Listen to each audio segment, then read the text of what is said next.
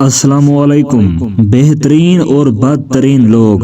رسول اللہ صلی اللہ علیہ وآلہ وسلم نے ارشاد فرمایا، تم میں سے سب سے بہتر وہ ہے جس سے خیر کی امید ہو اور اس کے شر سے امن ہو، اور سب سے بدترین وہ ہے جس سے خیر کی توقع نہ ہو اور اس کے شر سے امن نہ ہو۔ رسول اللہ صلی اللہ علیہ وآلہ وسلم نے فرمایا، تم سچائی کو لازم پکڑو اور ہمیشہ سچ بولو، کیونکہ سچ بولنا نیکی کے راستے پر ڈال دیتا ہے۔ آپ صلی اللہ علیہ وآلہ وسلم نے فرمایا، اگر جھک جانے یعنی عاجزی اختیار کرنے سے تمہاری عزت گھٹ جائے تو قیامت کے دن مجھ سے لے لینا۔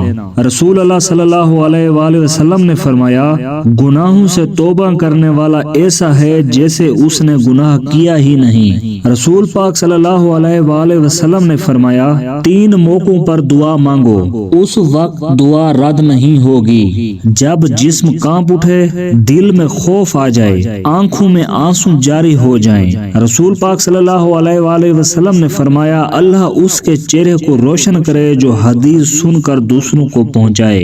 رسول پاک صلی اللہ علیہ وآلہ وسلم نے فرمایا، ساری امت جنت میں جائے گی سوائے ان کے جنہوں نے انکار کیا۔ صحابہ کرام نے عرض کیا، یا رسول اللہ صلی اللہ علیہ وآلہ وسلم، انکار کون کرے گا؟ فرمایا، جو میری اطاعت کرے گا وہ جنت میں داخل ہوگا، اور جو میری نافرمانی کرے گا اس نے انکار کیا۔ حدیث مبارکہ ہے، غصہ شیطان کی طرف سے، اور شیطان آگ سے پیدا ہوا ہے اور آگ پانی سے بجھائی جاتی ہے، لہذا جب کسی کو غصہ آ جائے تو وضو کر لے۔